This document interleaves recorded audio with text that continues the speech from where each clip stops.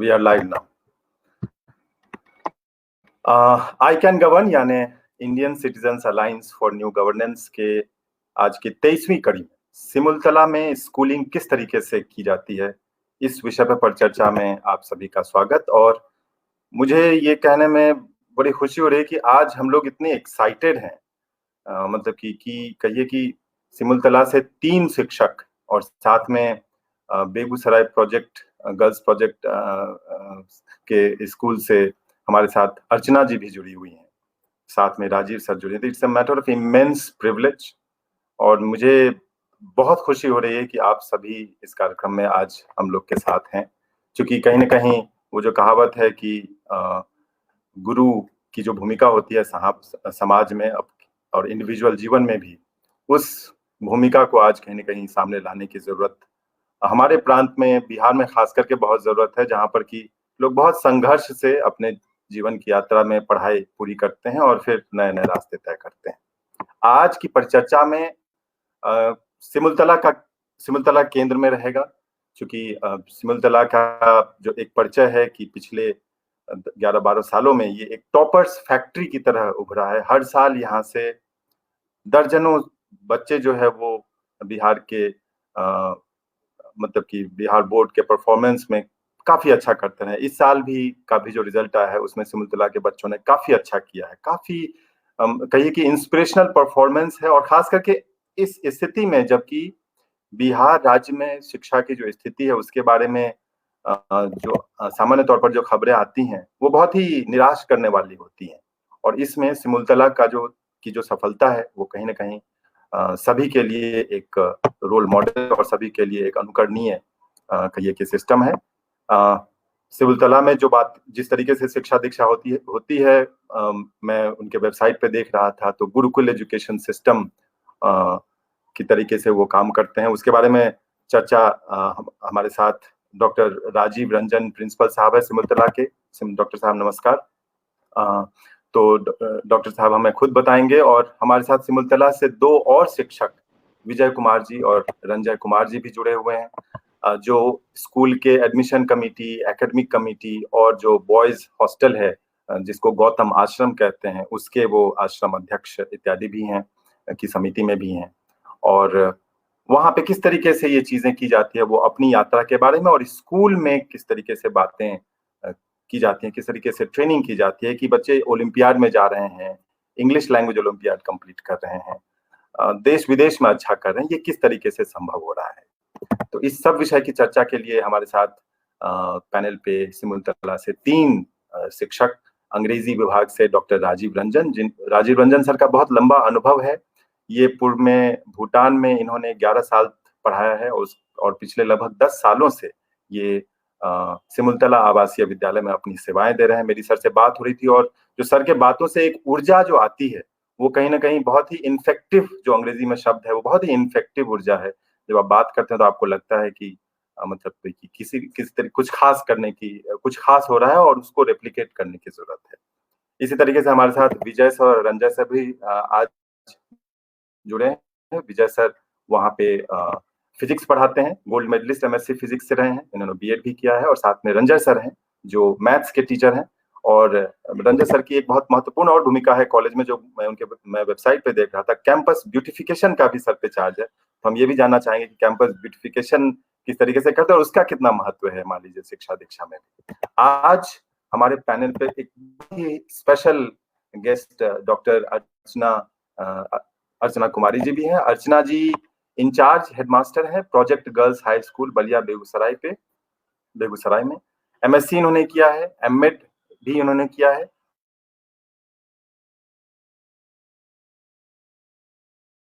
मैं ये बताना चाहूंगा कि इनका जो रेफरेंस मिला वो मुझे एक ऐसे शिक्षक जी हैं बेगूसराय के, उनसे मिला, और उनका एक लाइन का परिचय था कि अर्चना जी पिछले 4-5 सालों में ने एक तरह से कहिए कि स्कूल का आमूल-चूल परिवर्तन कर दिया है। और उनकी बात में मुझे कोई शक नहीं है। मैं जब अर्चना जी के फेसबुक पेज पे दे रहा था तो पूरे फेसबुक पे कहिए कि स्कूल के एक्टिविटी से भरी पड़ी हैं। दिसंबर 2019 में, मार्च 2019 में इनके बच्चों ने कई सारे प्रतियोगिता और भी उससे पूर्व में और उसके बाद भी कई सारे प्रतियोगिताओं में लगातार भाग लिया है, जिसमें इन्हें डीएम कार्यालय के द्वारा और अलग अलग स्तरों पे इनके स्टूडेंट्स को सम्मानित किया गया है। इन्हें अवार्ड मिले हैं।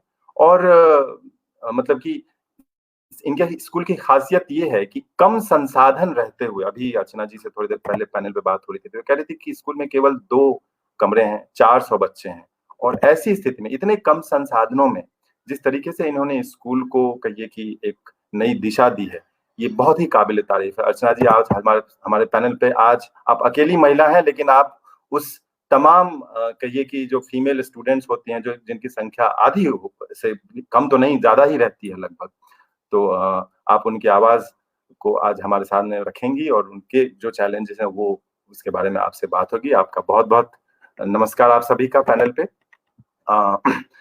और हमारे साथ आज राजीव सर भी हैं। राजीव सर मतलब कि पूर्व ट्यूशन पढ़ाते रहे हैं, पिछले लगभग 20-25 सालों से ये लगातार ट्यूशन पढ़ा रहे हैं, और इनके बच्चे जो है वो कहिए कि आईआईटी में, मेडिकल में, पूरे देश में कोई इंजीनियरिंग कॉलेज शायद ऐसा नहीं होगा जिसमें इनके स्टूडेंट्स ना गए हों। और इससे पहले ये पूर्व में इन्होंने दिल्ली एनसीआर में आर्यभट्ट क्लासेस करके चलाते थे, और वर्तमान में ये सरसोपाही अपने गांव में सरोजयंत एजुकेशन प्राइवेट लिमिटेड की तरफ से ये काम कर रहे हैं। और नाम भले ही प्राइवेट लिमिटेड है, लेकिन मेरा जो अनुभव है ये बहुत ही कहिए कि एक परिवार भाव से और बहुत ही गुरु भाव से अपने बच्चों को गाइड करते हैं। आप सभी का एक बार इस पैनल पर बहुत बहुत स्वागत, और हम सभी के लिए बहुत सौभाग्य का विषय है कि आप सभी से आज बात करने का मौका मिला। मैं सबसे पहले बुलाना चाहूंगा डॉक्टर राजीव रंजन सर को कि अपनी बात, अपनी यात्रा और स्कूल की यात्रा को हम लोग के समक्ष में रखें। Rajiv sir. Thank you, Tilak sir. Thank you for deliberating so long about us. In fact, I'm not such a big person so that you can dedicate so much time for me. मैं शुरू करूंगा सिमुलतला की यात्रा से ही शुरू करूंगा। मैं सिमुलतला की स्थापना, जैसा कि मैंने कहा, 9 अगस्त 2010 को हुई थी। आप लोगों ने सुना होगा, बिहार जब अनडिवाइडेड था और विभाजित बिहार जब था, तो उस समय यहाँ नेतरहाट आवासीय विद्यालय हुआ करता था, जिसमें सिर्फ मेल स्टूडेंट्स की पढ़ाई होती थी। और जब विभाजन हो गया बिहार का, तो ये नेतरहाट बिहार से झारखंड में चला गया, झारखंड के हिस्से आया। और तब जो है कहीं ना कहीं एक ये जो एक्सलेंस था, सेंटर ऑफ एक्सलेंस जो था नेतरहाट का, आपने जो देखा कई वर्षों में, विगत 50 साल से, तो उसकी कमी बिहार में महसूस होती रही थी लगातार। और उस कमी को दूर करने के लिए हमारे जो माननीय मुख्यमंत्री हैं, उनकी दूरदर्शी सोच, शिक्षा के प्रति उनके लगाव ने कहीं न कहीं इस विद्यालय की परिकल्पना को साकार रूप दिया। पूरे बिहार की जनता महसूस कर रही थी कि नेतरहाट की जो कमी हो गई है बिहार विभाजन के उपरांत, वो उसकी भरपाई जरूरी है बिहार के बच्चों के लिए। तो उसी कड़ी में 2010 में इस विद्यालय की स्थापना हुई। मात्र 120 बच्चों के साथ इस विद्यालय की स्थापना हुई। कक्षा 6 में पहली बैच के बच्चों ने एडमिशन लिया, और वही बच्चे आगे चल के पहली बार 2015 में बिहार बोर्ड की परीक्षा में शामिल हुए। मैं बता दूं कि हमारा ये विद्यालय बिहार विद्यालय परीक्षा समिति से संबद्ध है, क्योंकि ये बिहार सरकार का विद्यालय है। और परीक्षा का माध्यम, पढ़ाई का माध्यम, एजुकेशन का माध्यम यहाँ जो है वो अंग्रेजी है। और नेतरहाट से एक और अंतर यहाँ आप देखेंगे कि यहाँ पर हमारा को एजुकेशनल सिस्टम है। ये एक बड़ी अच्छी सोच है। जो को एजुकेशन का सिस्टम होता है, वो इसलिए भी इम्पोर्टेंट होता है कि जब हम सेपरेट बॉयज और गर्ल्स इंस्टीट्यूशन चलाते हैं, तो एजुकेशन के एक एस्पेक्ट्स को कहीं ना कहीं हम अछूता छोड़ देते हैं। हम ये भूल जाते हैं कि बच्चों को आगे चल के जीवन में यह सहकारी जीवन जीना होगा। बच्चों को, पुरुष हों या स्त्री हों, साथ जीने की कला सीखनी होगी। और ये विद्यालय के प्रारंभिक जीवन से ही प्रारंभ हो जाए तो बेहतर है। और इसी उद्देश्य से इस विद्यालय की स्थापना में इस बात का ध्यान रखा गया कि अलग अलग ना रख के हम इसे को एजुकेशनल इंस्टीट्यूशन के रूप में डेवलप करें। तो 2010 में जब इस विद्यालय की स्थापना हुई और उसके बाद यहाँ पढ़ाई लिखाई शुरू हुई, तो सबसे बड़ी जो खास बात हुई इस विद्यालय की स्थापना के बाद, वो ये कि जो हमारा मॉडर्न स्कूलिंग सिस्टम है, जहाँ की भाई बच्चे 9-10 बजे विद्यालय आते हैं, शिक्षक आते हैं, कुछ पढ़ाई हुई, कुछ ना हुई, जो भी है वो एक अलग मुद्दा हो सकता है डिस्कशन का, और उसके बाद फिर बच्चे चले जाते हैं। उसके विपरीत यहाँ आवासीय व्यवस्था के तहत शिक्षण का कार्य शुरू हुआ, और आवासीय व्यवस्था के तहत जो आपको एक सुविधा होती है, या कहिए कि एक एडवांटेज होता है, वो ये होता है कि आपको समय ज़्यादा मिलता है। साथ ही इसके ये भी बहुत इम्पोर्टेंट है कि आपकी ज़िम्मेदारी काफ़ी बढ़ जाती है। आप वहाँ सिर्फ़ एक शिक्षक नहीं होते हैं, आप शिक्षक के साथ-साथ उसके सेवक भी होते हैं, उसके अभिभावक भी होते हैं, आप उसके सलाहकार भी होते हैं, आप उसके दोस्त भी होते हैं, आप उसके औपचारिक शिक्षक होते हैं, आप उसके अनौपचारिक मित्र होते हैं। तो आवासीय व्यवस्था के तहत यहाँ जो पढ़ाई शुरू हुई, और हम धन्यवाद देना चाहेंगे अपने सभी सहकर्मियों का कि उनके समर्पण ने, उनके डेडिकेशन ने, उनके कमिटमेंट ने इन चीज़ों को बड़ी सफलतापूर्वक इम्प्लीमेंट किया। उन लोगों ने अपना सारा समय बच्चों को देना शुरू किया, अब तक दे रहे हैं, और बच्चों को सिर्फ क्लास में ही नहीं देख रहे हैं, बल्कि क्लास के बाद आपने अभी अपनी चर्चा में कहा था कि हमारी जो व्यवस्था है वो आश्रमीकृत व्यवस्था है, आश्रमाइजेशन। तो ये आश्रम के कंसेप्ट को थोड़ा-सा समझा जाए। बच्चे तो हमारे पास लगभग 700 से 800 के बीच होते हैं। आधे संख्या में लड़के होते हैं, आधे संख्या में लड़कियाँ होती हैं। तो ये आश्रम जो होता है वो हमारे मेल टीचर्स और फीमेल टीचर्स आश्रम अध्यक्ष होते हैं। उसका कंसेप्ट ये है कि 25, 30, 40 की संख्या में जो बच्चों का एक समूह होता है, मिले-जुले बच्चों का समूह, सीनियर से जूनियर क्लास के बच्चों का समूह, उनको कक्षा के बाद हॉस्टल में उनके देख-रेख के लिए एक शिक्षक प्रतिनियुक्त होते हैं, जिन्हें हम आश्रम अध्यक्ष कहते हैं। उन्हें आश्रम का नाम दिया जाता है, जैसे दिनकर आश्रम, बेनीपुरी आश्रम, दशरथ आश्रम, दशरथ मांझी के नाम पर है, और इसी तरह से और हमारे कई आश्रम है। उसी तरह से उधर चले जाइए आप बच्चियों में, तो आप वहाँ पाएँगे अहिल्या आश्रम, महासुंदरी आश्रम। तो ये व्यवस्था है। तो इसका ये फ़ायदा होता है कि एक छोटे से समूह को एक अभिभावक के तौर पर एक एक शिक्षक मिल जाते हैं बच्चों को ये करने के लिए, उनको गाइड करने के लिए, जब ज़रूरत हो उनकी व्यक्तिगत आवश्यकताओं को देखने के लिए, एक एक पारिवारिक माहौल पैदा करने के लिए, जहाँ बच्चों को ये नहीं महसूस हो कि वो अपने माता-पिता से दूर हैं, परिवार से दूर हैं, क्योंकि बच्चे जो होते हैं वो उम्र में छोटे आते हैं, 10-12 साल के बीच के बच्चों का नामांकन होता है कक्षा 6 में, और वही बच्चे हमारे, मैं बता दूँ कि मेरे यहाँ नामांकन सिर्फ़ कक्षा 6 में होता है, और वही बच्चे 12वीं तक पढ़ते हैं। 10वीं के बाद उन्हें विद्यालय छोड़ने का ऑप्शन मिलता है, क्योंकि आज के दौर में बहुत सारे लोगों की इच्छा होती है अन्यत्र पढ़ने की, कुछ और कारण होते हैं। तो वो एक अलग बात है, लेकिन यहाँ छठी में आने के बाद 12वीं तक वही बच्चे पढ़ते हैं, कहीं बीच में अन्यत्र नामांकन नहीं होता है किसी अन्य क्लास में। तो इस व्यवस्था के तहत जो होता है, लगभग आप देखेंगे कि छठी से 12वीं तक जो बच्चे रह जाते हैं, उन्हें 6 साल, 6, 7, 8, 9, 10 और 11-12 लगभग 7 साल एक ही जगह, एक विद्यालय में, एक समूह में रहकर पढ़ने का अवसर मिलता है, और जो 10वीं तक रहते हैं, उन्हें 5 साल एक जगह रहकर पढ़ने का अवसर मिलता है।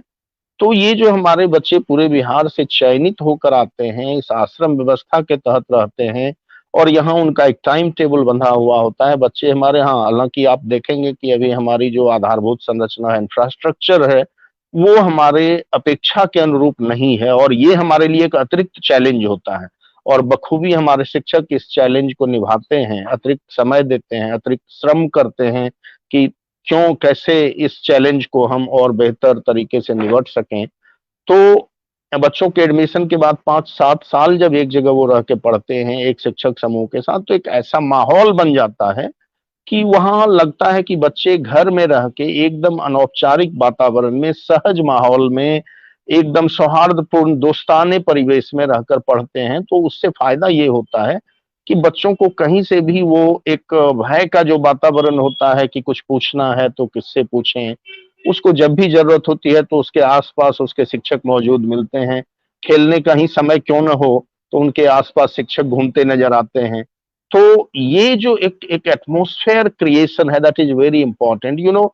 और शिक्षकों की जहां तक मैं बात करूं तो मैं बता दूं कि शिक्षक जो होते हैं वो आपके पास क्या डिग्री है, आप किस इंस्टीट्यूशन से पढ़े हुए हैं, आप कितना स्कोर अपने स्टूडेंट लाइफ में लाए हुए हैं, उससे ज्यादा महत्वपूर्ण क्या होता है कि आप एज ए टीचर आप कितने पैशनेट हैं, आप कितने कमिटेड हैं।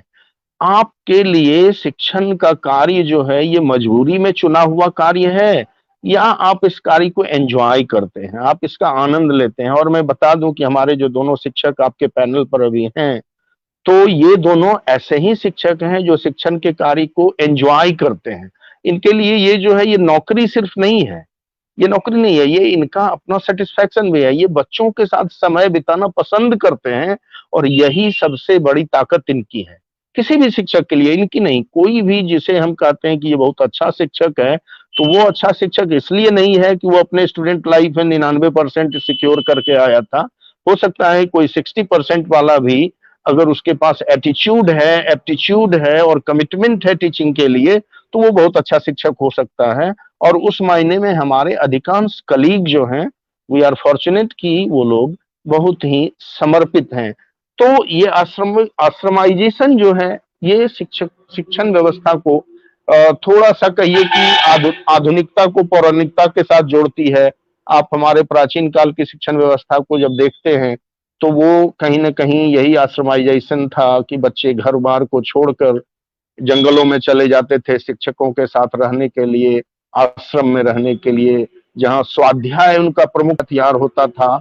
और शिक्षक जो थे वो आज की व्यवस्था के हिसाब से लेक्चर देने वाले शिक्षक नहीं होते थे। वो अच्छा, हर सेकंड, हर मिनट, हर समय उनके जीवन को जीवन के साथ जुड़ते हुए उनके शिक्षण का कार्य जारी रखते थे। तो इस बिल्कुल। व्यवस्था के तहत ही राजेश सर, हमारे यहाँ मैं शिक्षण। आपके विषय पे फिर से आपके पास वापस आऊंगा। इनफैक्ट आपकी बातों में जो दो तीन चीजें निकली हैं कि एक तो कहिए कि एक जो एक प्राचीन परंपरा को मॉडर्न कॉन्टेक्स्ट में आप लागू कर रहे हैं, जी। उसमें फिर आप परिवार भाव ये कहिए कि एक ये बहुत इंपॉर्टेंट है, और एक पैशन, हाँ। ये तीन चार चीजें जी। कहीं ना कहीं बहुत निकल के आ रही हैं। मैं जी। विजय सर को, विजय सर और रंजय सर को बीच में लाना चाहूंगा। मैं पहले जरूर जरूर रंजय सर से पूछना जरूर। चाहूंगा कि मैथ्स पढ़ाने में बड़े सारे चैलेंजेस आते हैं। मैथ्स मान लीजिए कि एक ऐसा सब्जेक्ट है जिससे वैसे अक्सर ये कहा जाता है कि बिहार के बच्चे अच्छे होते हैं, लेकिन आप किस तरीके से, क्योंकि मैथ्स तो स्कोरिंग सब्जेक्ट भी है और बहुत सारे लोग स्ट्रगल करते हैं। रंजय सर, सर आपका माइक म्यूट है अभी।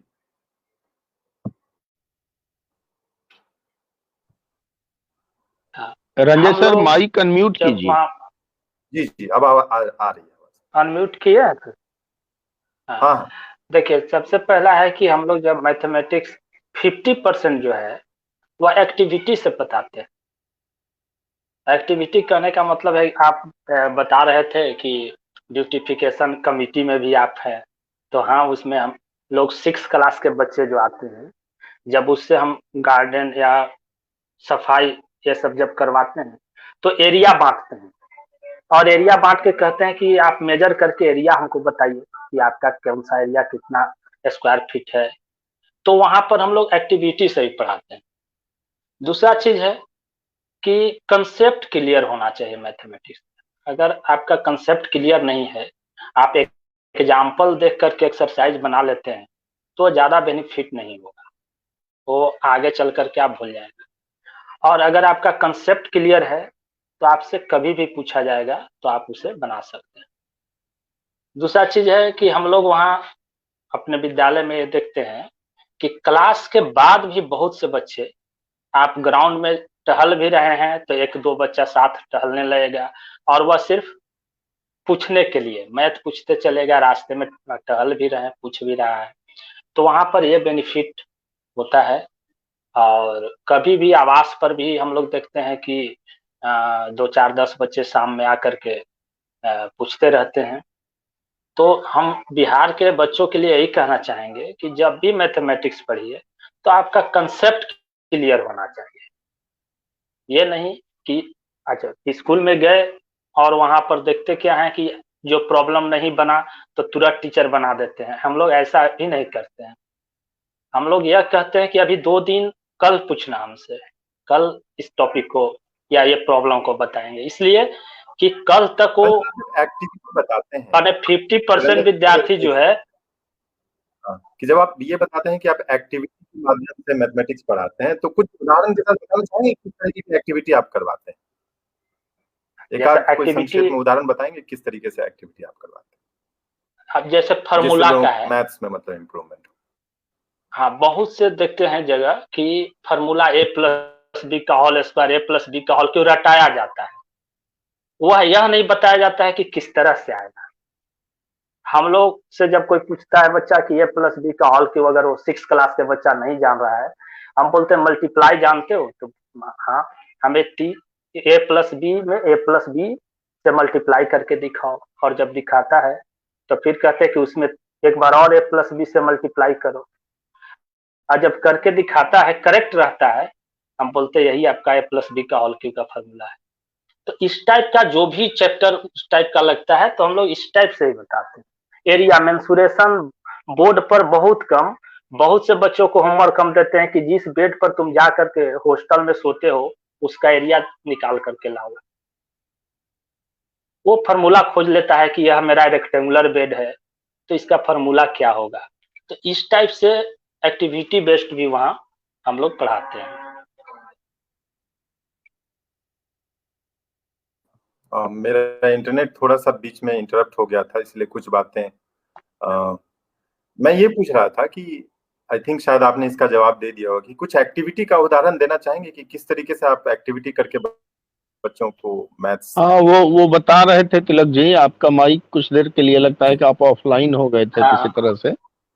हाँ, okay, अब हम लोग चाहेंगे कि विजय जी अपनी बात रखें। विजय जी, अब आप अपने टीचिंग मेथड और अपने बच्चों के चैलेंजेस के बारे में शेयर कीजिए। First of all, I am very excited to join to all us on the Facebook Live. मैं अपना टीचिंग एक्सपीरियंस अभी शेयर करना चाह रहा हूँ आप लोगों के माध्यम से पूरे बिहार के और अदर स्टेट्स के बच्चों के लिए। मैं सबसे पहले डीएवी में पढ़ाता था। मेरा फर्स्ट टीचिंग डीएवी का है। अच्छा टीचिंग एक्सपीरियंस अच्छा रहा। उसी के दौरान 2005 में फिजिक्स वर्कशॉप हुआ था पटना में, और ये फिजिक्स वर्कशॉप हमारे SC वर्मा के तहत किया गया था। अन्वेषी का एक संस्था है, एक ट्रस्ट है जिसके हेल्प से किया गया। उसके बाद वहाँ सिलेक्शन होने के बाद मुझे बुलाया गया IIT कानपुर, और वहाँ पर 1 सप्ताह का वर्कशॉप चला था फिजिक्स का, जिसमें लगभग 100 एक्टिविटीज फिजिक्स का हम लोगों को सिखाया गया, और सीखने के बाद उसको प्रैक्टिस में लाने के लिए अपने अपने स्कूल में कहा गया। बहुत अच्छा प्रयास था सर का, SC वर्मा सर का, और उसका लाभ मुझे भी मिला और हमारे स्कूल में आने वाले बच्चे को भी मिला। तो एक्टिविटी बेस्ड फिजिक्स की टीचिंग होती है, क्योंकि बच्चे जो होते हैं उसका इमेजिनेशन पावर उतना अधिक नहीं होता है, इसलिए कॉन्क्रीट वे में एक्टिविटीज को दिखाना पड़ता है बच्चे को। अब जैसे कि light travels in straight line, तो बच्चों को मैं रंजय सर माइक आप म्यूट कर लीजिए। बच्चे को जब मैं लाइट का नेचर के बारे में पढ़ाता हूँ, light travels on straight line, तो बच्चे ये समझना चाहते हैं कि इसके लिए क्या एक्सपेरिमेंट हो सकता है। तो उसमें एक स्ट्रेट पाइप लेते हैं, एक कर्व्ड पाइप लेते हैं और एक कैंडल, बर्निंग कैंडल को लेते हैं और दोनों के हेल्प से देखते हैं। कर्व्ड पाइप से हमें दिखता नहीं है, तो यहाँ पर लाइट स्ट्रेट स्ट्रेट पाइप से वो लाइट दिखता है, कैंडल की लाइट दिखता है। तो यहाँ पर ये क्लियरली उसे कंसेप्ट में आ जाता है कि light travels on straight path. ऐसे बहुत सारे एग्जांपल्स थे। ये तो छोटे बच्चे के लिए, हायर क्लासेस के लिए मोमेंटम से रिलेटेड था, साउंड से रिलेटेड था। साउंड वेव में जो उसमें वेव बनता है, हमें longitudinal wave and transverse wave जो स्ट्रिंग पर बनता है, स्ट्रिंग पर जो वेव हम प्रोड्यूस करते हैं ट्रांसवर्स वेव, उसे मैं बच्चों को यहाँ पर प्रोड्यूस करके दिखाता था कि किस तरह से ट्रांसवर्स वेव स्ट्रिंग पर ट्रेवल करता है with help of experiment, with help of activity. तो उस एक्टिविटीज से मुझे भी फायदा हुआ और बच्चे को भी फायदा हुआ। अब मैं बात करूंगा कि हमारे 2010 में जो बच्चे आए थे सिलेक्टेड होकर के, बच्चे ग्रामीण भी थे, कुछ बच्चे अच्छे भी थे जिनकी लैंग्वेज अच्छी नहीं थी, कुछ इंग्लिश की लैंग्वेज अच्छी नहीं थी, हिंदी बैकग्राउंड के थे। तो सबसे पहले 1 साल तो हम लोगों को उसे ट्रैक पर लाना पड़ा, इंग्लिश मीडियम के ट्रैक पर। यहाँ मेहनत काफी करना पड़ा सभी टीचर्स को कि उसे इंग्लिश मीडियम ट्रैक पर लाया गया। एवेन ट्रांसलेशन भी बनवाया जाता था, वाइस प्रिंसिपल ट्रांसलेशन बनवाते थे बच्चों से। तो बहुत से शेयर करने की बहुत सी बातें हैं। दूसरी बात है, जब मैं क्लासरूम जाता हूँ तो मैं ये नहीं सोचता हूँ कि मैंने क्या तैयार करके आया है, मेरे पास क्या है उसे देना है। क्योंकि मेरे पास जो एक्सपीरियंस है, जो मैंने स्कूलिंग लाइफ के दौरान, कॉलेज लाइफ के दौरान और यूनिवर्सिटी में जो मेरा क्लासेस हुआ उसके दौरान, और एवेन जो मैंने डीएवी में पढ़ाया, नवोदय विद्यालय में पढ़ाया, केंद्रीय विद्यालय में पढ़ाया, उसमें मैंने जो सीखा वो अपने आप वो निकलना शुरू होता है कि मैं कैसे पढ़ा रहा हूं और कैसे पढ़ाना चाहिए। मुझे ये नहीं, सिलेबस में नहीं देखता ये सिलेबस है, लेकिन माइंड फ्रेम में रखते हैं, माइंड में रखते हैं कि सिलेबस ये होगा। कभी कभी बच्चे कहते हैं सर ओवरफ्लो हो गया, तो वहां पर मैं बच्चों को बताता हूँ कि कैसे मैं कनेक्ट करता हूँ लोअर लोअर जो बेसिक फैक्ट है, बेसिक फैक्ट से फिर उसको उस हायर थिंकिंग ऑर्डर के क्वेश्चंस को मैं समझाता हूँ। तो बच्चे टैलेंटेड होते हैं, यहाँ पर जो भी सेलेक्ट होकर आते हैं वो सभी समझते हैं। यहाँ माइक्रो टीचिंग की भी व्यवस्था है। माइक्रो टीचिंग व्यवस्था ऐसी सेल्फ ये ओरिजिनेट होता है, माइक्रो टीचिंग व्यवस्था सेल्फ ओरिजिनेट होता है। जैसे मैं बच्चों के साथ खेल रहा हूँ, मैं फुटबॉल भी खेलता हूँ, कैरम भी खेलता हूँ, क्रिकेट भी खेलता हूँ, वॉलीबॉल भी खेलता हूँ, टेबल टेनिस, ये सारे मैं मैं स्कूल के दौरान ही सीखा हूँ। मैं इस विद्यालय में सीखा हूँ, कुछ मैं दूसरे विद्यालय में सीखा हूँ, लेकिन ये बच्चों के साथ खेल कर ही सीखा था। क्योंकि मैं ग्रामीण परिवेश में पढ़ा लिखा, मुझे कभी खेलने का मौका ही नहीं मिला, अच्छे फील्ड ना मिला, न अच्छे मतलब ऐसे ग्रुप्स मिला बच्चों का जिसके साथ मैं खेल सकता था। तो मैं काफी इंजॉय किया, और चाहे वो नवोदय विद्यालय हो, डीएवी हो, या हम अपने विद्यालय में काफी इंजॉय करता हूँ। एक्चुअली यही आपकी ताकत है, आप जो बच्चों के साथ मिलके खेलते हैं तो वो खेल भी जो है वो उनकी पढ़ाई बन जाती है, क्योंकि आपके खेल में भी कहीं ना कहीं पढ़ाई का मिश्रण रहता है, और यही ताकत है अपने यहाँ की। जी जी जी। हाँ, एक बात और, माइक्रो टीचिंग की बात मैं कर रहा था कि माइक्रो टीचिंग बच्चे पता नहीं चलता है कि हम क्या सिखा रहे हैं। बच्चे आते हैं, 4 से 5 की झुंड में आते हैं, सवाल उसने किया और उसको मैं एक्सप्लेन करना शुरू किया। बच्चे की भीड़ बन जाती है, चारों ओर से मैं एक स्वार्म बन जाता है बच्चों का, और उसके बीच में मैं होता हूँ और उसे समझाता हूँ, समझा रहा होता हूँ। उसमें से समझिए एक सवाल, बच्चे का एक सवाल सारे बच्चे को, बहुत जो बच्चे हमारे सामने चारों ओर इकट्ठा होते हैं उसको भी समझने का मौका मिलता है। वो साइंटिफिक रीजन जानना चाहता आखिर इसके पीछे क्या हुआ है। बहुत तो फेनोमेना होता है उसके डेली लाइफ में, उस फेनोमेना को समझना चाहता है, और मैं बहुत एक्साइटेड होकर के और उसे अच्छी तरह समझाने की कोशिश करता हूँ। क्योंकि मुझे लगता है कि नहीं, मैं भी एक फिजिक्स का एक टीचर हूँ। मुझे गर्व होता है जब बच्चे चारों ओर घेर करके मुझे पूछते हैं सवाल कि सर ये कैसे होगा, ये क्यों होता है। तो मुझे बहुत खुशी होती है बताने में। और एवन क्लास भी सर, प्रिंसिपल साहब, तो मैं कभी ऑर्डर नहीं लेता हूँ कि प्रिंसिपल साहब से कभी नहीं ऑर्डर लेता हूँ कि किस बच्चे को मुझे पढ़ाना है। यदि मेरी इच्छा हुई कि रात में क्लास 10 को पढ़ाना है, क्लास 9 को पढ़ाना है या क्लास 11 या 12 को पढ़ाना है, मुझे सर से इजाजत लेने की जरूरत नहीं होती है। मैं बच्चों को इन्फॉर्मेशन देता हूँ कि बच्चे आज मैं आपका क्लास लूंगा, क्लास 12 का लूंगा, तो रात में मैं इवन रात में भी क्लास, कहने का मतलब है डिनर से पहले मैं उसे क्लास अरेंज करता हूँ। डेली नहीं, लेकिन फिर भी मैं जैसे आवश्यकता मैं महसूस करता हूँ कि उसका सिलेबस पीछे हो रहा है या इसे थोड़ा सा एक्सप्लेन मैंने क्लास में समय नहीं मिला एक्सप्लेन करने के लिए, तो मैं एक समय दे दूं बच्चों को, एक्स्ट्रा टाइम दे दूं। तो इस तरह से मैं अपना एक्सक्यूज टीचिंग मी स्टाइल मेरा विजय है। सर, एक सेकंड के लिए इंटरप्ट करना चाहेंगे। एक जी तरुण मिश्रा सर का क्वेश्चन आ रहा है, ये हमसे पर्सनली पूछ रहे हैं कि when English teacher has become marginal up to class 10 in Bihar government school, how your school deal with the issue? Would you like to suggest something to other government English teachers? Tarun Mishra sir, good evening. अगर आप मुझे देख रहे हैं, सुन रहे हैं, तो मैं बता दूं मैं इंग्लिश टीचर हूं और अभी अगली बातचीत जो होती है उसमें मैं इस पर फोकस करता कि इंग्लिश को कैसे हम इंटरेस्टिंग बना सकते हैं।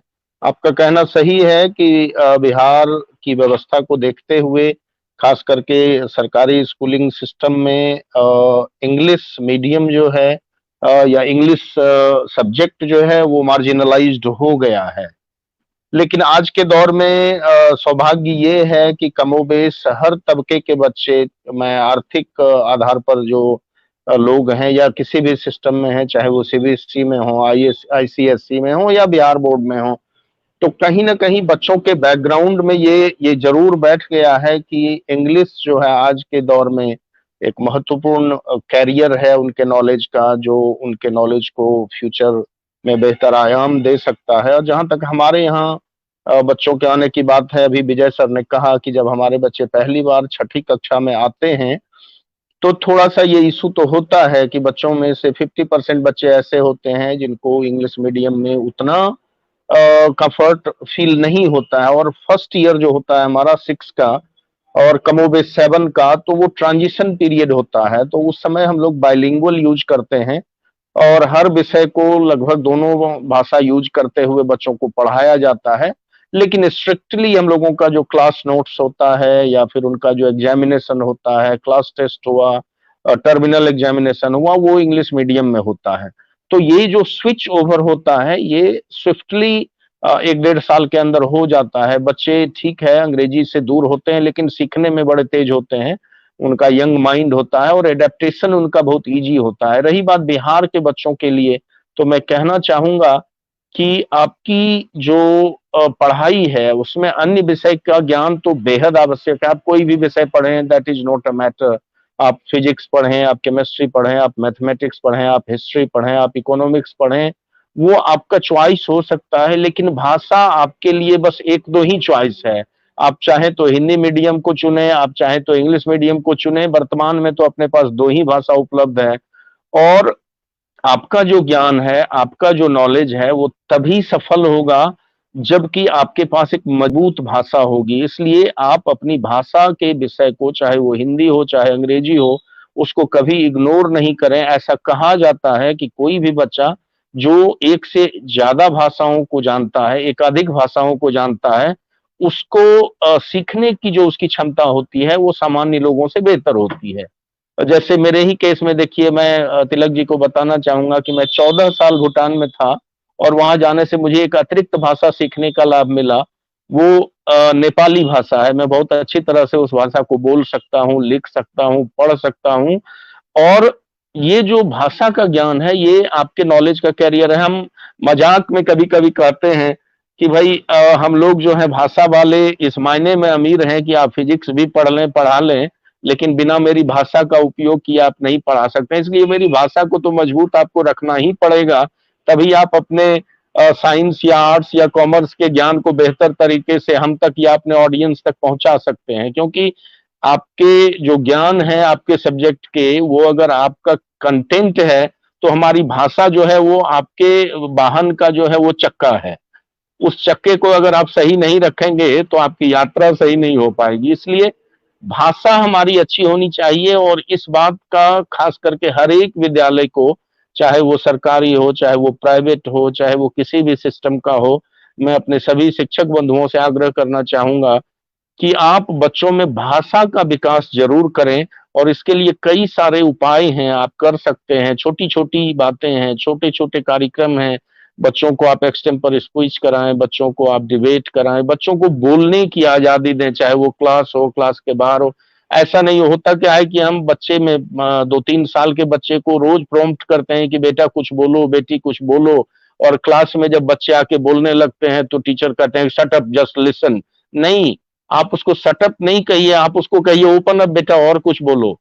क्लास जो होता है वो वर्कशॉप होता है।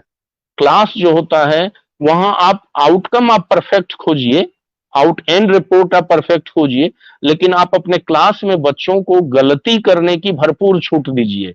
मैं जब क्लास लेता हूं, अभी भी लेता हूं, 1-2 क्लास प्रत्येक दिन अपने समय के अनुसार लेता हूं, तो मैं क्लास में अपने बच्चों से कहता हूं कि this is the place where you have full freedom to commit the mistakes, because I am the hammer, I am the chisel, I am the all tools that will rectify your mistakes, and when you go out of this class, you will go out with a better language. तो यही यही मैं हर एक शिक्षक से कहना चाहता हूं कि आप किसी भी विषय को पढ़ाएं, अगर वहां आप भाषा का इस्तेमाल विशेषज्ञता से करते हैं और क्या बोलते हैं उसको दक्षता से करते हैं, तो इसका असर आपके बच्चों पर भी पड़ेगा, उसकी भाषा भी समृद्ध होगी। Over to Tilak ji. Thank you sir. ये इनफैक्ट सवाल बहुत ही महत्वपूर्ण सवाल है, खास करके बिहार के कॉन्टेक्स्ट में। और यहाँ पे अर्चना जी को लाने से पहले, चूंकि अर्चना जी का जो स्कूल है उसके एक अलग चैलेंजेस हैं, उनकी बात सुनने से पहले मैं विजय और रंजय सर से ये पूछना चाहूंगा कि जब आप एडमिशन कमेटी के भी मेंबर्स हैं, आप जब बच्चों को सिलेक्ट करते हैं तो किन चीजों की टेस्ट लेते हैं, किन चीजों को प्रायोरिटी देते हैं, और ये क्या किस तरीके के सवाल पूछते हैं, क्या आप देखते हैं बच्चों को लेने सिलेक्ट करने में? सिलेक्शन प्रोसेस ये तो गवर्नमेंट करती है। Bihar board class exam conduct कराती है first level and second level पर। फर्स्ट लेवल पर डिस्ट्रिक्ट लेवल पर एग्जाम होता है, जो बच्चे 10 से 12 वर्ष के बच्चे होते हैं। एंट्रेंस एग्जाम के तहत होता है ये। हाँ, एंट्रेंस एग्जाम के तहत एंट्रांस एग्जाम होता है, जिसमें बिहार के सभी बच्चे भाग ले सकते हैं। हाँ, और वो फाइनली सेलेक्ट होकर के जो हमारे पास मेरिट लिस्ट आता है, और उस मेरिट लिस्ट से हम कैटेगरीज को ध्यान में रखते हुए एडमिशन लेते हैं। इंटरव्यू रिजर्वेशन पॉलिसी को फॉलो करते हुए उसका एडमिशन लेते हैं। और इस तरह का कोई इंटरव्यू नहीं है कि आफ्टर सिलेक्शन मेरिट लिस्ट में आने के बाद हम इंटरव्यू। हाँ, ऐसा कुछ नहीं है कि उस आधार पर वो छटेंगे नहीं। हम लोगों का उद्देश्य होता है कि जो हमें मिल जाए उन्हें बेहतर प्रोडक्ट बना के बाहर भेजना। हाँ, इनिशियली हम बच्चों को मोटिवेट करते हैं कि आप इस विद्यालय में आए हैं तो आपको कैसे पढ़ना है, कैसे रहना है। मैं उस तरह से एक छोटी सी मतलब बातें उसको मैं बताता हूँ, हम लोग बताते हैं एडमिशन। और तिलक जी, फोकस ये नहीं होता है कि हमारे बच्चे, हालांकि ये खुशी की बात है, हमारे लिए सौभाग्य की बात है कि हर साल हमारे बच्चे टॉप 10 की लिस्ट में आते हैं, टॉपर्स होते हैं, ये हमारे लिए अतिरिक्त खुशी की बात है। लेकिन अल्टीमेट टारगेट हमारा ये नहीं होता। अल्टीमेट टारगेट हमारा ये होता है कि आप एक बच्चे को एक सिटीजन के रूप में कितना रिस्पॉन्सिबल बना के बाहर भेज रहे हैं, कितना सेल्फ डिपेंडेंट बना के भेज रहे हैं, वो कितना आप उसको सशक्त बना के भेज रहे हैं कि वो आगे आने वाले जीवन में खुद पे डिपेंड रख के आगे बढ़ सके। ये बहुत महत्वपूर्ण होता है। हम उन्हें स्वावलंबी बनाते हैं, हम उन्हें सेल्फ रिलायंट बनाते हैं, हम उन्हें विपरीत परिस्थितियों में जीना सिखाते हैं। और यह भी एक शिक्षा का उद्देश्य होता है। सिर्फ शिक्षा आपकी मार्कशीट में जो जुटे हुए मार्क्स हैं उससे नहीं दिखनी चाहिए। Education should enable you, education should make you capable, and education should make you strong, education should prepare you to face life and challenges. तो हम लोगों का उद्देश्य ये होता है, हमेशा हम बच्चों को सिखाते हैं कि मैट्रिक की परीक्षा हो, इंटरमीडिएट की परीक्षा हो, ये तो जस्ट आपके जीवन का एक पड़ाव है। आपका अल्टीमेट गोल जो होता है, अल्टीमेट टारगेट जो होता है, that is to be a good citizen, that is to be a good brother, that is to be a good sister, that is to be a good daughter, that is to be a good son, that is to be a good citizen of this country. बिल्कुल। अब मैं अर्चना जी को लाना चाहूंगा इस चर्चा में। अर्चना जी, आप जो स्कूल चलाते हैं उसके बिल्कुल ही अलग चैलेंजेस हैं। आई एम श्योर कि आपके मन में कुछ सवाल भी होंगे और बहुत सारे समाधान भी होंगे। अर्चना जी। धन्यवाद तिलक सर। इस तरह के कार्यक्रम से मुझे एक नई ऊर्जा मिली है और सही में चैलेंज तो है, और मेरा मानना है कि आपकी शिक्षा ऐसी होनी चाहिए कि आप प्रतिकूल परिस्थिति में अपने आप को कैसे समायोजित करते हैं। और 2014 30 जून को मेरा नियोजन हुआ था, और जब मैं उस विद्यालय में गई तो पाया कि एक दो बच्चियां, बिल्डिंग बिल्कुल अति जर्जर है और बरामदे पे पढ़ रही है। मात्र 2 शिक्षक का नियोजन वहाँ हुआ था, और वहाँ ज्वाइन करने के बाद जानकारी मिलती है कि यहाँ के प्रभारी अब रिटायर होने वाले हैं और आप इस कुर्सी पर विराजमान होने वाले हैं मात्र 2 महीनों के बाद। जब पूरा विद्यालय देखा तो मेरी समझ में ये आया कि यहाँ तो कोई व्यवस्था है ही नहीं। यहाँ तक कि पानी पीने के लिए गिलास भी नहीं है, एक ब्लैक बोर्ड तक नहीं है। मैं इसको कैसे चलाऊंगी? लेकिन मैंने इसको एक चैलेंज के रूप में स्वीकार किया, और उस समय स्थिति ये थी कि वहाँ एडमिशन लेने के लिए बच्चियां नहीं आती थी। एक भ्रम फैला हुआ था, विद्यालय को बंद करने की एक साजिश भी थी कि ये भूत बंगला है। और उस कठिन परिस्थितियों में मैंने छात्राओं के बीच में एक सहयोग की भावना को उपजाया और समुदाय का पूरा सहयोग लिया, और आज स्थिति ये है कि हमारे यहाँ 400 बच्चियां एडमिटेड हैं, और वहाँ दुरूह इलाके की बच्चियां आती हैं। उनके मन में एक हीन भावना रहती है कि हमारे परिवार के पास इतना अर्निंग मनी नहीं है जो हमें निजी विद्यालय में एडमिशन करवाएं। उसका भाई निजी विद्यालय में पढ़ रहा है, वो सरकारी विद्यालय मेरे यहाँ जब आती है तो उस बातचीत के दौरान समझ में आता है कि कहीं ना कहीं उसका आत्मविश्वास जो है बिल्कुल नीचे तक का है। वो कहती है कि मैडम, हमारे मम्मी पापा को इतना पैसा नहीं है कि अच्छे विद्यालय में पढ़ाएं, और जब हमारे यहाँ की एक्टिविटी में वो भाग लेती है तो खुल के जीती है। और आज हम गर्व के साथ कह सकते हैं कि हमारे यहाँ की बच्चियां जो है वो हमारे इतने समीप है कि हर एक विधाओं में जहाँ उसको जिस कार्यक्रम, जिस क्विज प्रतियोगिता के लिए मैं उसको भेजती हूँ, वहां से वो मेडल लेके आती है। और बहुत सारे ऐसे चैलेंजेज हैं, शिक्षक भी हमारे यहाँ नहीं है प्रॉपर सब्जेक्ट के। मेरे ज्वाइन करने के 2 साल उपरांत बाद 3 शिक्षक हमारे यहाँ आए जो ऑप्शनल सब्जेक्ट के डांस के टीचर, म्यूजिक, फाइन आर्ट के। उनके आने के बाद मुझे बहुत बल मिला और उनकी अभिरुचि, योग्यता के अनुसार मैंने वहाँ के कार्यों का विकेंद्रीकरण किया और बच्चों को उनके माध्यम से एक ललक पैदा किया कि संगीत के माध्यम से ही वो पढ़ना चाहती है, डांस के माध्यम से वो सीखना चाहती है, फाइन आर्ट के माध्यम से ही वो कुछ अभिरुचि पैदा करना चाहती है। तो क्यों ना इसी माध्यम से बच्चों को सिखाया जाए और अधिक से अधिक इसकी उपस्थिति हो, ये सुनिश्चित की जाए। तो शायद इसमें एक हम लोग पहले पायदान पे आए हैं, बहुत काम बाकी है, और एक खुशी होती है जब समुदाय के लोग आते हैं, मिलते हैं। एक भूत बंगला को जब देखते हैं कि फिर से हरा भरा हो गया तो उनको आश्चर्य लगता है और कहते हैं कि यदि आप मैडम जिस दिन यहाँ से ट्रांसफर करवा लेंगी तो उस दिन हम NH जाम कर देंगे, क्योंकि पूरे बलिया में आपका एकमात्र ऐसा स्कूल है जो बच्चों को इस तरह की सुविधा दे रहा है। यदि आप यहाँ से जाने की बात कहते हैं तो हम NH जाम कर देंगे। शायद ये हमारे लिए सबसे बड़ी ट्रॉफी है, क्योंकि आज एक सरकारी टीचर होने के नाते हम कई विद्यालय में जाते हैं, घूमते हैं, शायद सम्मान सही मायने में नहीं मिल पा रहा है समुदाय से और समाज से। तो हम रोना रोते हैं या हम सोचते हैं कि हमारे पास बहुत कम संसाधन है।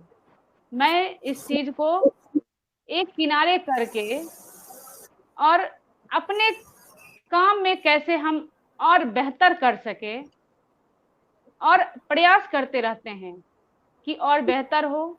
बच्चों को सीखने की, बच्चे खोजी हैं, वो खोजते रहते हैं कुछ ना कुछ। और मेरे यहाँ स्मार्ट क्लास में कभी ताला नहीं लगता है सर, क्योंकि वो स्मार्ट क्लास उनके लिए बनाया गया है। वो जितना देर स्मार्ट क्लास, चूंकि उनकी रुचि ज्यादा रहती है कि हम टीवी के माध्यम से पढ़ेंगे मैडम, टीचर भी रहेंगे, आ जाते हैं झट से। ऑफिस में भी कोई रिस्ट्रिक्शन नहीं है कि बच्चे ऑफिस नहीं आ सकते हैं। जब उनका मन हो जाएगा, एक दोस्ताना व्यवहार हमारे साथ है, संबंध है। जब उनका मन हो जाएगा कि मैडम आपको क्लास लेना है, चूंकि हमारे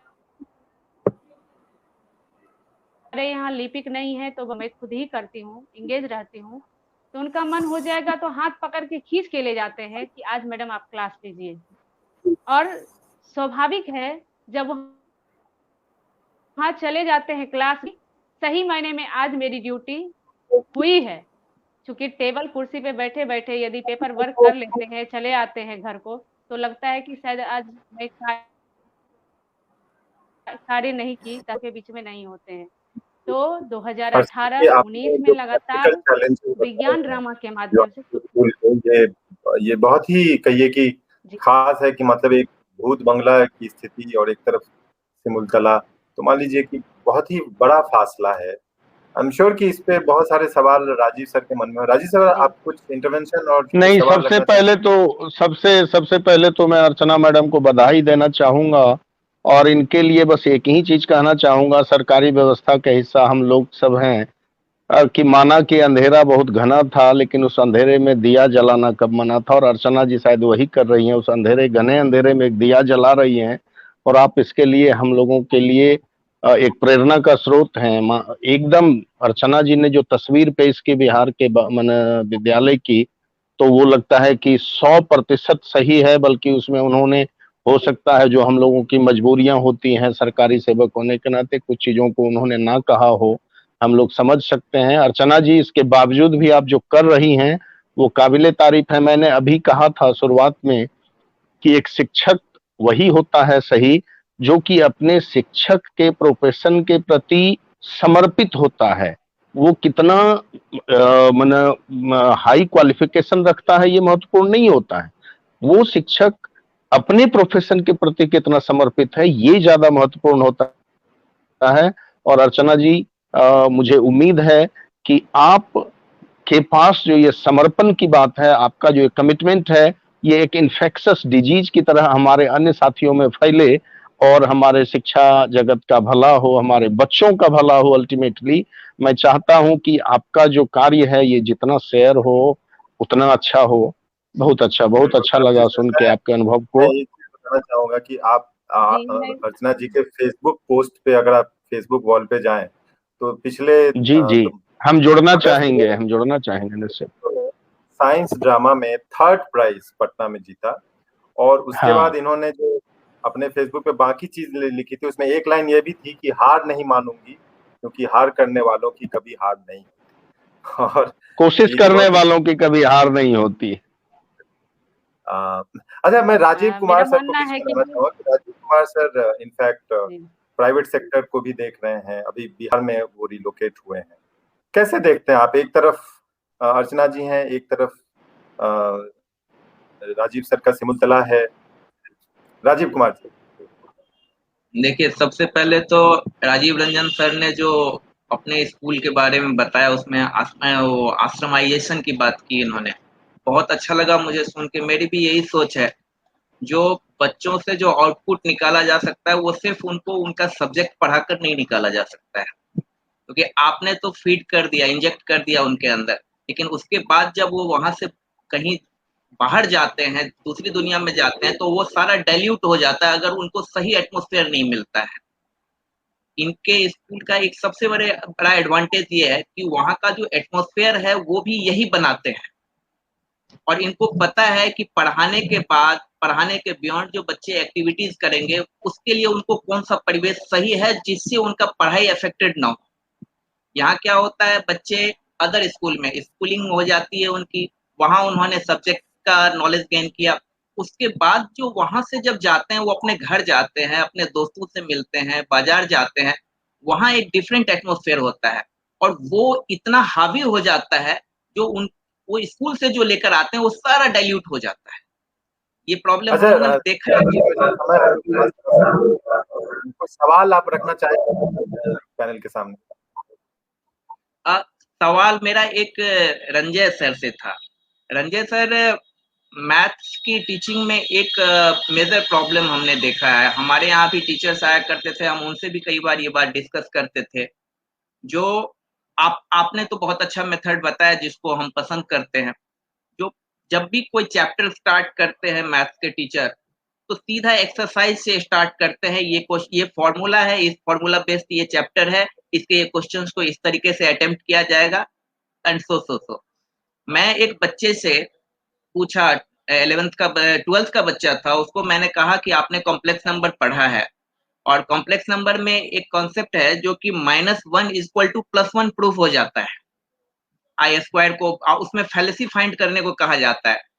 बच्चा अवाक रह गया, जबकि ये कॉन्सेप्ट एक लाइन में एनसीईआरटी में दे रखा है, वो पीछे दे रखा है। उस चीज को, वो कॉन्सेप्ट वाला पार्ट जो है मोस्टली मैथ्स के टीचर नहीं टच करते हैं। ये एक मेजर प्रॉब्लम हमने पाया।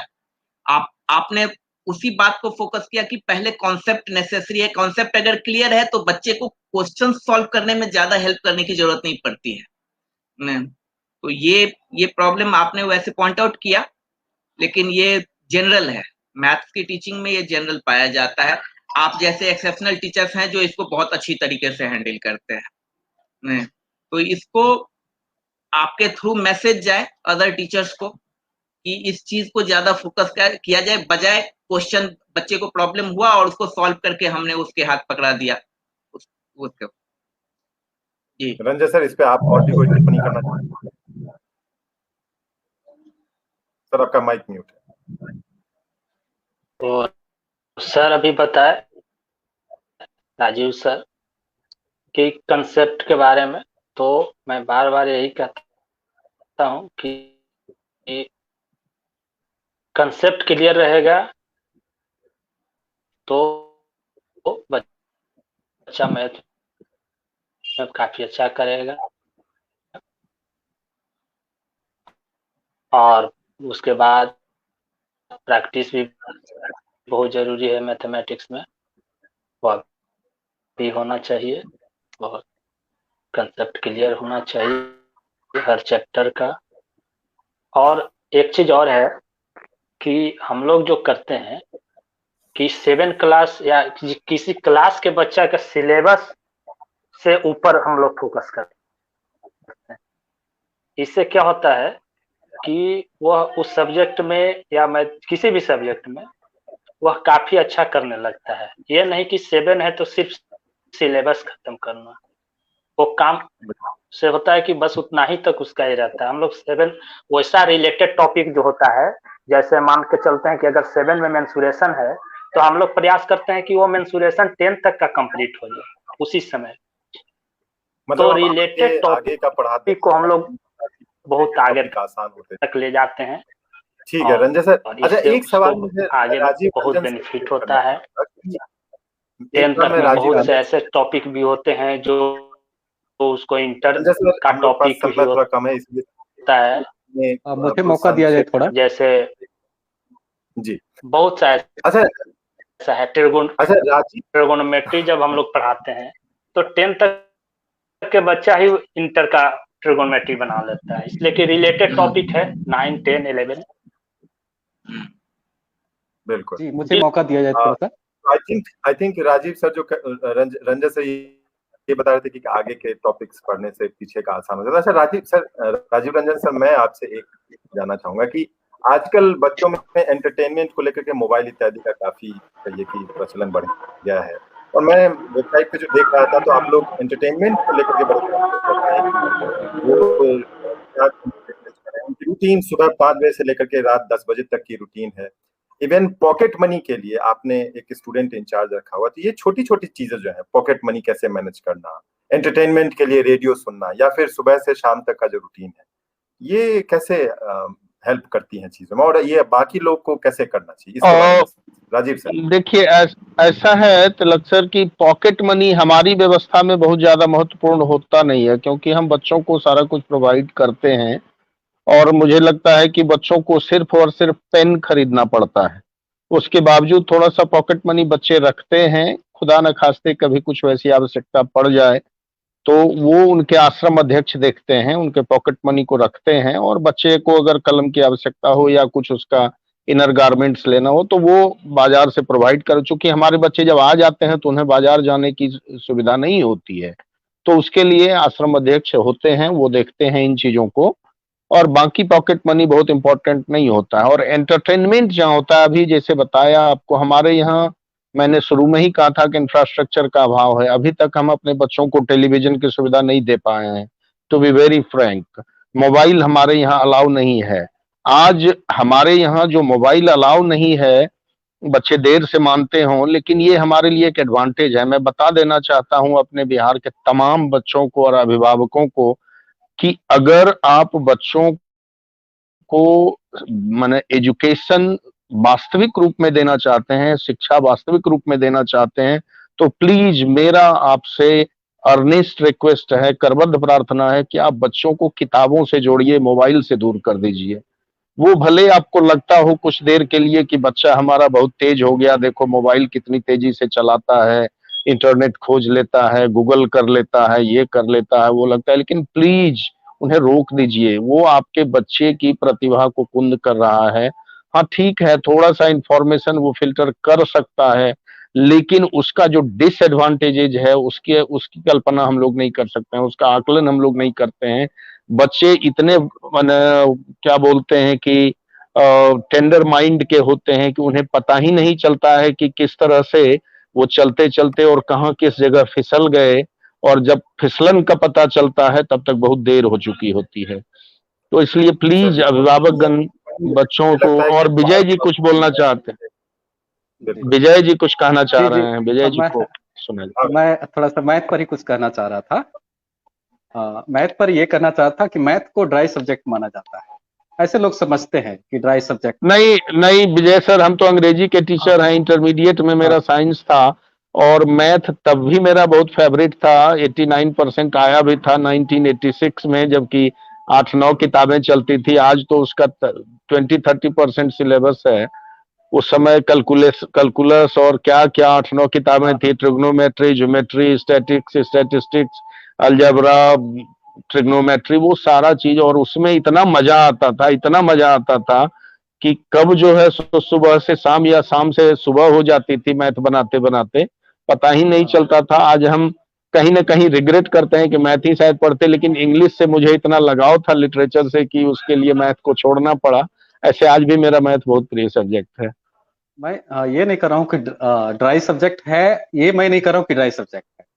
ये ड्राई तब हो जाता है जब बच्चे उसको डिफिकल्ट मान के और धीरे धीरे उससे किनारा करने लगते हैं। मेरा बच्चों के लिए संदेश यही है कि जिस विषय को भी आप कठिन समझते हैं, उस विषय को आप चैलेंज के रूप में लीजिए, और उस चैलेंज को फेस करने का 3 तरीका हो सकता है। एक तरीका ये कि उस विषय को आप अपने प्रायोरिटी लिस्ट में सबसे नीचे डाल दीजिए कि उसको देखना ही नहीं है, आंख बंद कर लिए, बाघ गायब हो गया, पता ही नहीं चला कि बाघ सामने पड़ा हो।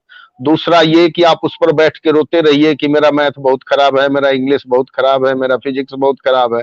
और तीसरा ये कि take the bull by horn, कि आप बैल को सींग पकड़ के उसको बस में कीजिए।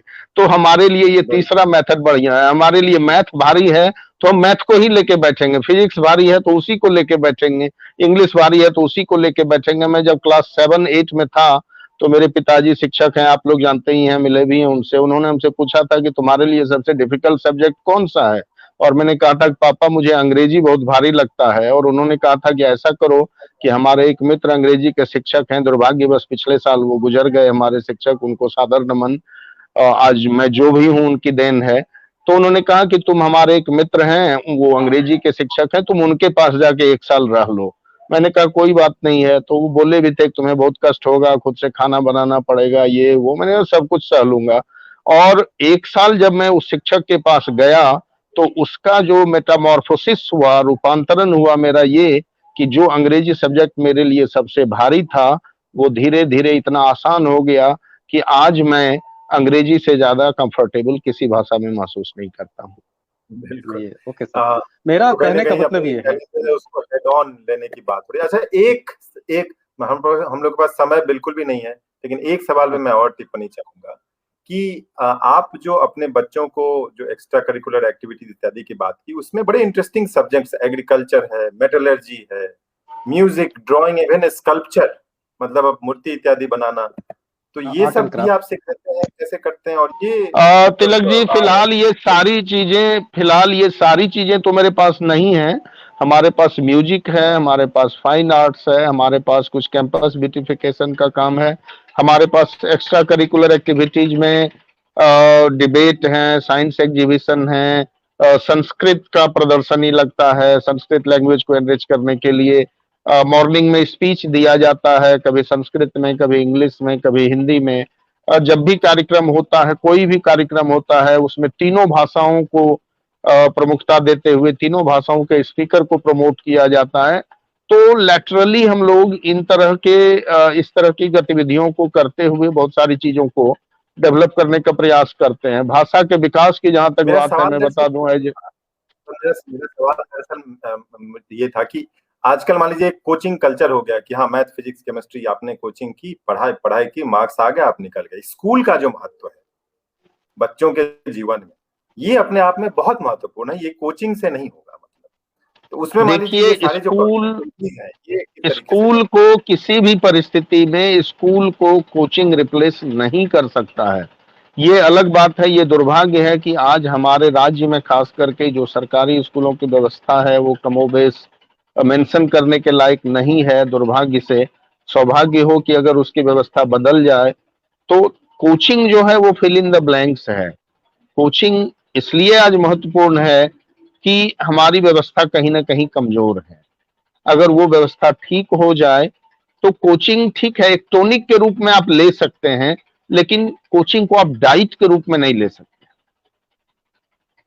अर्चना जी, आप इस पे कुछ टिप्पणी करना चाहेंगी? आपके चैलेंजेस स्कूलिंग प्रोवाइड करने में, स्कूल का माहौल प्रोवाइड करने में बहुत ही विशिष्ट तरीके के चैलेंज हैं आपके। अर्चना जी, आपका माइक म्यूट है। यस सर, मैं डॉक्टर राजीव रंजन जी से बिल्कुल सहमत हूँ। जो ये डाइट नहीं है, टॉनिक के रूप में आप ले सकते हैं। हमारे यहाँ भी कुछ इसी तरह का चैलेंज है। जब 10th में बच्चे जाते हैं तो वो केवल कोचिंग क्लासेज जाना चाहते हैं। जैसे स्कूल में आए, हर एक विषय के टीचर नहीं हैं, तो वहाँ कहते हैं मैडम ये चीज पढ़ाई नहीं हो पा रही है, तो इसमें तो हम फेल कर जाएंगे। तो ये वहाँ चैलेंजेज आते हैं। और एक बात ये भी है कि 10th में बच्चे का कम आना, कोचिंग पद्धति का जो बढ़ावा दिया जा रहा है, वहाँ कोचिंग वाले कहते हैं यहाँ से लेके, अभी से लेके आपको परीक्षा देने तक हम साथ जाएंगे। तो बच्चे हम पे भरोसा ना करके वहाँ उस और मुखातिब होते हैं। ये एक बड़ा चैलेंज है हमारे यहाँ। तो कहीं ना कहीं पूरे बिहार में कहिए और पूरे देश में, बल्कि आईआईटी की कोचिंग है, किस चीज की कोचिंग नहीं है। Anyway, I think Rajiv Kumar sir इस पे कुछ जरूर टिप्पणी करना चाहेंगे। राजीव कुमार जी, आपका माइक म्यूट है। नहीं, ये फैक्ट है। राजीव रंजन सर कह रहे हैं, जो कहीं ना कहीं स्कूल की जो लचर व्यवस्था है, जिसकी वजह से कोचिंग खड़ा हो जाता है। अदरवाइज अगर स्कूलिंग परफेक्ट हो, तो मुझे नहीं लगता जो एडिशनल गाइडेंस की बच्चों को जरूरत है। जिस तरह की गाइडेंस ये लोग देते हैं, उस तरह का गाइडेंस अगर बच्चों को मिले और बच्चा 6-7 साल इनके संपर्क में रहता है और वो उस तरह की हैबिट उसके अंदर बन जाती है, तो जो मेरा अनुभव है आईआईटी की क्लासेस का और मेडिकल की क्लासेस का, बच्चे को बिल्कुल कोई एक्स्ट्रा गाइडलाइन की जरूरत नहीं पड़ेगी। परेशानी जो है वो स्कूलिंग से ही है। सर का स्कूल है, एक एक्सेप्शनल स्कूल है, तो यहाँ से तो बच्चे बहुत भाग्यशाली हैं, बच्चे वहाँ पहुँचते हैं और सर सबके संपर्क में पहुँचते हैं, उनको ऐसा गाइडलाइन मिलता है। लेकिन हकीकत ये बहुत बड़े माने बच्चों का ये बहुत बड़ा दुर्भाग्य है, जो बच्चा स्कूल तो ज्वाइन करता है बट उसको जो वहाँ चाहिए वो मिल नहीं पाता है। देखिए, कोचिंग के लिए हम बच्चों को भी जिम्मेदार नहीं ठहरा सकते हैं, क्योंकि एक तरह से अगर हम एकदम प्लेन भाषा में बात करें तो बच्चे हमारे कस्टमर्स हैं। कस्टमर्स, एज ए कस्टमर जब हम बाजार में जाते हैं तो एक बाजार में जब हमारा सामान नहीं मिलता है तो हम दूसरे बाजार में चले जाते हैं, एक दुकान में जब सामान नहीं मिलता है तो दूसरे दुकान में चले जाते हैं। आपके कस्टमर्स जब विद्यालय आते हैं, अभी हमारे साथी जो अर्चना कुमारी मैडम कह रही हैं, सिर्फ 2 शिक्षिका हैं, वो बच्चे आएंगे, आपसे उम्मीद करेंगे कि आप उन्हें मैथ पढ़ाएं, फिजिक्स पढ़ाएं, केमिस्ट्री पढ़ाएं, हिस्ट्री पढ़ाएं, ज्योग्राफी पढ़ाएं, और जब आप उसे नहीं दे पाते हैं तो बच्चों की मजबूरी होती है कि वो दुकान बदलें जहां उन्हें इन चीजों की पूर्ति हो। और यही दुकान बदलने की प्रक्रिया में कोचिंग का प्रादुर्भाव होता है, कोचिंग का आगमन होता है। आप अपनी व्यवस्था को जब तक नहीं सुधारेंगे, कोचिंग को ब्लेम करने से कुछ नहीं होगा। जी जी जी बिल्कुल। और कहीं ना कहीं शायद कोचिंग कहीं ना कहीं एक गैप है उसे पूरा करने में भी शायद एक कंट्रीब्यूट कर रही है। भले ही उनके पास सीमित संसाधन होते हैं, लेकिन कम से कम जो बेसिक रिक्वायरमेंट है वो हाँ, वर्तमान व्यवस्था में, वर्तमान स्थिति में तो कोचिंग एक तरह से हमारे बच्चों के लिए सहायक साबित हो रहे हैं। बिल्कुल। अच्छा, हमारे पास समय खत्म हो चुका है इनफैक्ट, लेकिन कोई अंतिम टिप्पणी आप लोग अगर क्विक कमेंट करना चाहें। विजय सर, आप कुछ रैप अप कमेंट करना चाहेंगे, लास्ट वर्ड, जो कि मान लीजिए बाकी जो शिक्षक हैं, बाकी जो स्कूल हैं, सिमुलतला के एक अलग कहिए कि चैलेंजेस हैं। कई लोग ये भी कहते हैं कि आप सेलेक्ट करके बच्चों को लेते हैं, तो आपके चैलेंजेस बिल्कुल अलग है। आपके यहाँ टीचर स्टूडेंट रेशियो बहुत अच्छा है, 1:20, 1:25 आप मेंटेन कर पाते हैं। लेकिन अब स्कूल जैसे अर्चना जी की स्कूल है, उसके बिल्कुल ही अलग चैलेंजेस है। ज्यादातर स्कूल बिहार में वैसे ही हैं। क्या सजेस्ट करना चाहेंगे, वहाँ के मैथ्स के टीचर, वहाँ के फिजिक्स के टीचर कैसे हैंडल करें? हाँ, देखिए, जब सेलेक्ट होकर बच्चे आते हैं तो लेवल बच्चे का मेंटल लेवल भी काफी हाई होता है, उसके साथ चैलेंज टीचर्स का बढ़ जाता है। तो उसके लेवल को मेंटेन रखने के लिए हमें मेहनत करना पड़ता है। तो सेलेक्टेड बच्चे के लिए हम लोगों का चैलेंज और बढ़ जाता है कि जो उसका मेंटल लेवल है उससे और उसकी स्टेटस को हाई करें, उसके मेंटल स्टेटस को हाई करें, ये हमारा चैलेंज होता है। जो अदर स्कूल्स हैं, बिहार के अदर स्कूल्स हैं जहाँ बहुत से टीचर्स अवेलेबल नहीं है, तो कुछ ऐसे टीचर्स वहाँ पर होते हैं, ऐसी बात नहीं है। जैसे मैं भी गवर्नमेंट हाई स्कूल में ज्वाइन किया था +2 में, तो वहाँ पर कुछ ऐसे टीचर्स होते हैं जो अच्छे होते हैं all round in all subject. तो वहाँ के प्रिंसिपल या हेडमास्टर उसे एक्सप्लॉइट कर सकते हैं कि बच्चे आने वाले बच्चे को उनसे मैथ भी पढ़ा लें, फिजिक्स भी पढ़ा लें, केमिस्ट्री भी पढ़ा लें, साइंस बैकग्राउंड वाले। ऐसे बहुत कम होते हैं विजय सर। हाँ। एकाध हो जाए तो वो भाग्यशाली हैं। हाँ, नहीं होते हैं सर, होते हैं। हाँ। +2 लेवल में टीचर्स अच्छे हैं, हम ये बिल्कुल हैं अच्छे, बिल्कुल अच्छे हैं, वो तो है। के +2 स्कूल लेवल में टीचर्स अच्छे हैं, उसके पास टैलेंट की कमी नहीं है, उसे एक्सप्लॉइट कैसे करें? हाँ, उसे यूज नहीं किया जा रहा है प्रॉपर्ली। हाँ, एक माहौल बनाना होगा, एक एटमॉस्फेयर क्रिएट करना होगा, तो ये सारी चीजें यूज हो सकती हैं। और अगर यूज करके रिसोर्सेज, टैलेंट है, तो हम इसको माहौल को भी बदल सकते हैं। अर्चना जी, कोई लास्ट कमेंट? सर, मेरा लास्ट कमेंट है कि हम बच्चों को एडजस्टमेंट तो जरूर सिखाएं और मेहनत इतनी खामोशी से करें कि सफलता खुद ही शोर मचा देगी। शायद सिमुलतला इसी का एक उदाहरण है। हम बहुत प्रभावित हैं और हम कोशिश करेंगे कि सर के द्वारा जो ऊर्जा हमें मिली है विद्यालय के बदलाव में उस चीज को अप्लाई करें। बिल्कुल। राजीव कुमार सर, आपका mic mute. Rajiv Ranjan sir का बहुत बहुत धन्यवाद। हमारा तो सौभाग्य है सर से इंटरेक्ट होने का मौका मिला। एक बार संजोग से ऐसे ही सौभाग्यवश हमें प्रोफेसर यशपाल जी से मिलने का मौका मिला। वहाँ जो सर कह रहे थे, जो पुराना सिस्टम और नया सिस्टम के बीच में पुल बना रहे हैं सर, ये तो वही इसी टॉपिक पे उनसे भी डिस्कशन हुई थी।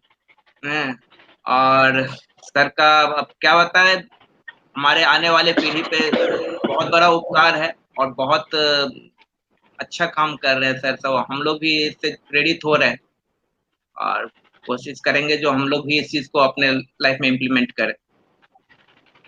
धन्यवाद राजीव जी। ऐसे हम लोग बस एक चीज मैं और आपसे सुनना चाहूंगा कि अभी जो विजय सर ने कहा कि जो गैप है, बहुत सारे लोगों को कुछ करने की जरूरत है, क्या हम लोग जो सोशल मीडिया चैनल है उसके थ्रू आपके यहाँ जैसे मान लीजिए जिस तरीके का स्पेशल एजुकेशन हो रहा है उसके माध्यम से इस चीज को ज्यादातर से ज्यादा शिक्षक तक पहुंचा सकते हैं, ज्यादा स्कूलों तक पहुंचा सकते हैं ताकि वहां बिल्कुल बिल्कुल बिल्कुल आप ऐसा है तिलक जी कि ये बहुत ही अच्छा प्रयास है और हम चाहेंगे, ठीक है, जैसा कि विजय जी ने कहा कि अच्छे लोग, कर्मठ लोग, योग्य लोग हर जगह उपलब्ध हैं, तो हम सबका ये प्रयास होना चाहिए, हम सबकी ये नैतिक जिम्मेदारी होनी चाहिए कि हम ऐसे लोगों को कहीं ना कहीं किसी न किसी रूप में एक प्लेटफॉर्म पर ले आएं और उससे जो संकलित ऊर्जा हो, सामूहिक ऊर्जा हो, उससे हम जितना फैला सकें।